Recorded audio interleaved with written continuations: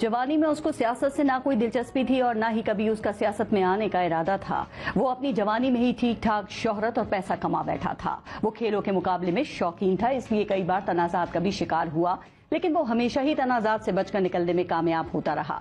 2014 के बाद उसकी सियासी सरगर्मियां अचानक तेज हो गईं। वो रिवायती सियासत और सियासतदानों से हट कर था, इसलिए मुल्क की अक्सरियत उसको हुक्मरान के रूप में देखने लगी।